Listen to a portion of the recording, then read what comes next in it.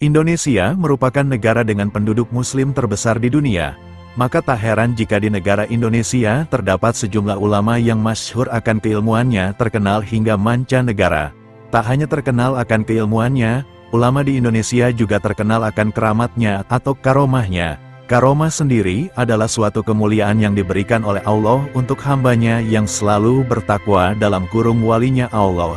Karomah sendiri merupakan suatu kejadian yang aneh di luar akal dan adat kebiasaan manusia pada umumnya. Di Indonesia terdapat ulama yang digadang-gadang mempunyai karomah tersebut.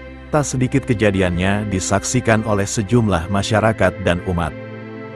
Salah satu wali Allah yang dianugerahi karomah adalah Syekhona Kholil Bangkalan. Mbah Kholil merupakan ulama karismatik dari Madura yang menjadi mahaguru ulama khususnya di Pulau Jawa. Sebelum admin melanjutkan isi videonya, ada baiknya kalian tekan tombol like, subscribe, juga jangan lupa komentar positif agar admin tambah semangat membahas tentang kisah misteri, legenda, tokoh agamawan, maupun tokoh negarawan yang ada di Indonesia. Karomah adalah suatu kemuliaan di luar logika manusia yang tidak dimiliki oleh setiap hamba Allah. Allah Subhanahu wa Ta'ala menganugerahkan karomah kepada hamba-hamba pilihannya.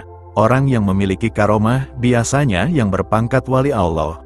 Mereka dapat melakukan sesuatu di luar akal dan kemampuan manusia biasa. Semua itu atas izin Allah Subhanahu wa Ta'ala. Salah satu wali Allah yang dianugerahi karomah adalah Syekhona Kholil Bangkalan. Mbah Kholil merupakan ulama karismatik dari Madura yang menjadi mahaguru ulama khususnya di Pulau Jawa. Tanda-tanda kewalian Mbah Kholil sudah terlihat sejak usia muda. Pun dengan karomahnya, salah satu karomah Mbah Kholil muda adalah berguru dalam mimpi. Simak kisah karomah Mbah Kholil berguru dalam mimpi selengkapnya di video ini. Semoga kisah ini mengandung hikmah dan pelajaran yang dapat dipetik.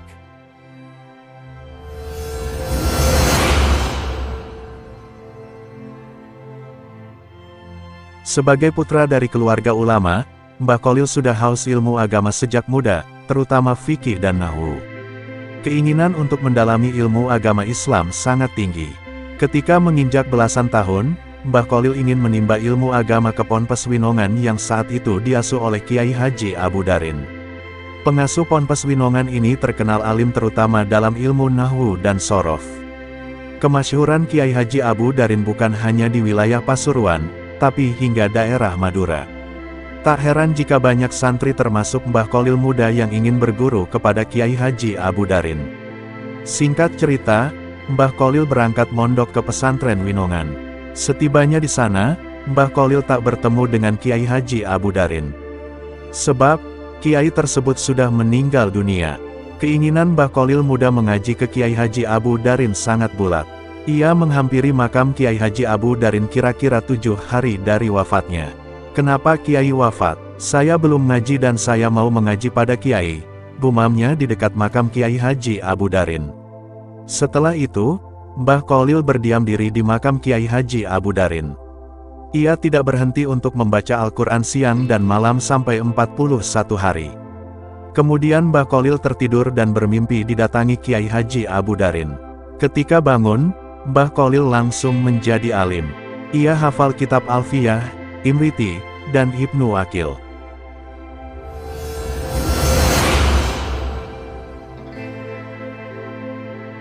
Dari sekian banyak karomah Mbah Kholil, salah satu karomah yang terkenal adalah kemampuannya membelah diri. Karomah ini membuat Mbah Kholil bisa berada di beda tempat dalam waktu bersamaan. Kiai Haji Ghozi pernah mengisahkan karomah Mbah Kholil mampu membelah diri. Peristiwa aneh di luar kemampuan manusia biasa ini terjadi saat Mbah Kholil mengajar di pesantren.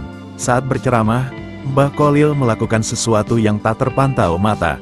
Tiba-tiba baju dan sarung beliau basah kuyup. Cerita Kiai Ghozi, dikutip dari laman laduni.id, Jumat, tanggal 1 September tahun 2023, para santri heran dengan kejadian tersebut. Sementara, Mbah Kholil cuek saja dan tak menceritakan apa yang sebenarnya terjadi. Teka-teki itu baru terjawab setengah bulan kemudian, ada seorang nelayan sowan ke Mbah Kholil. Nelayan itu berterima kasih karena Mbah Kholil telah menolong saat perahunya pecah di tengah laut. Kedatangan nelayan itu membuka tabir.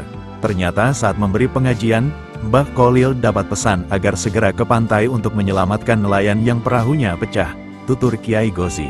Dengan karomah yang dimiliki, dalam sekejap beliau bisa sampai laut dan membantu si nelayan itu, tambahnya.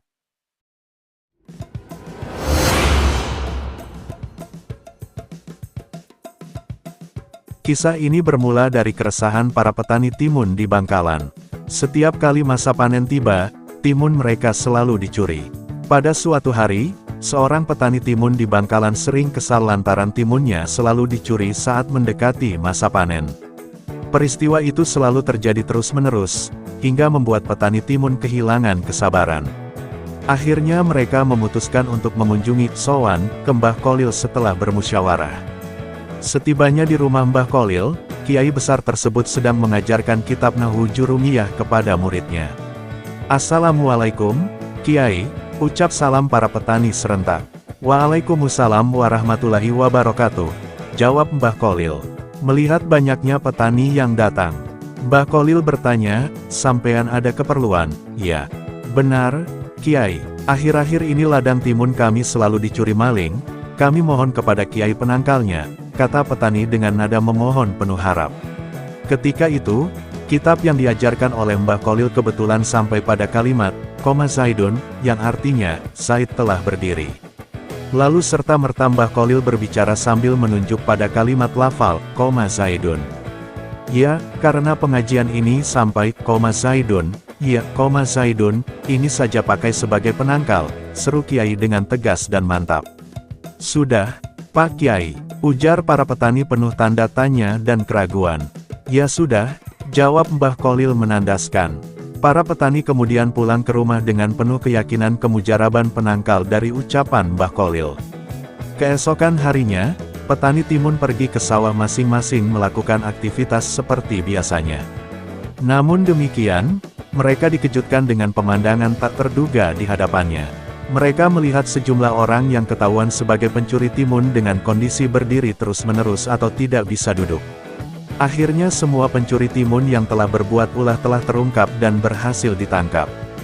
Banyak warga berdatangan ingin melihatnya. Wajah para pencuri timun itu terlihat pucat pasi karena semakin banyak warga yang menyaksikan. Saat akan diamankan, para pencuri timun itu masih tetap berdiri tidak bisa duduk.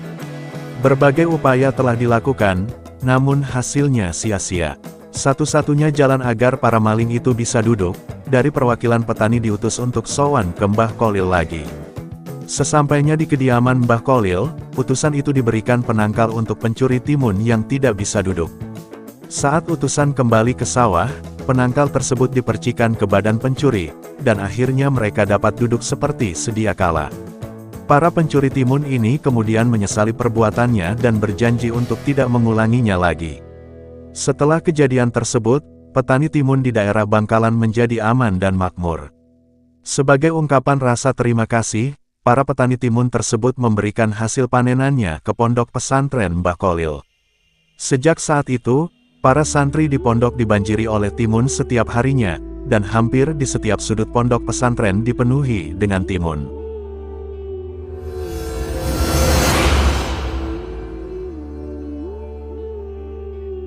Hadratus Syekh Kiai Haji Hashim Asy'ari semasa nyantri di Bangkalan mendapat tugas mengurusi kuda milik Syekhona Muhammad Kholil Bangkalan, sehingga kesempatan mengaji Mbah Hashim di pesantren Mbah Kholil tidak banyak.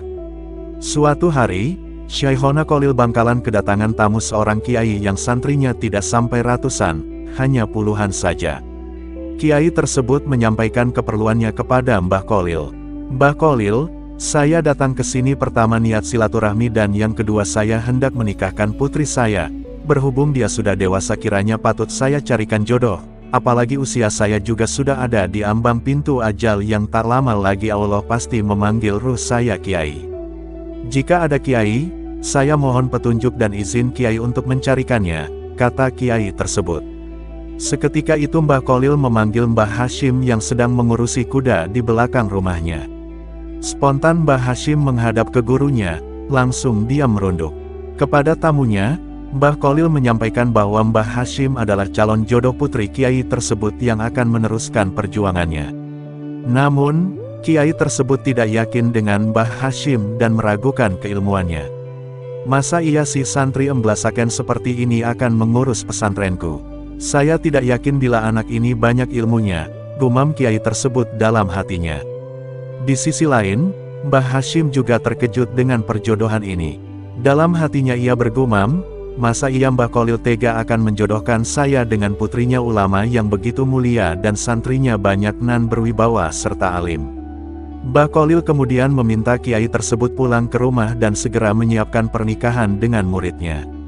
Sebab, akad nikah Mbah Hashim dengan putri kiai itu akan berlangsung 3 hari lagi. Sudahlah kamu tamu pulang saja dan siapkan selamatannya di rumahmu. 3 hari lagi akad nikah dilaksanakan. Dan kamu Hashim kembali ke belakang.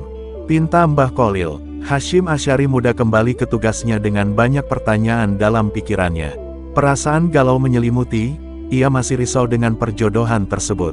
Dalam hati kecilnya ia muncul pertanyaan, bagaimana saya bisa menjalani ini semua, kenapa guru tidak memberitahu saya sebelumnya atau paling tidak menawarkannya.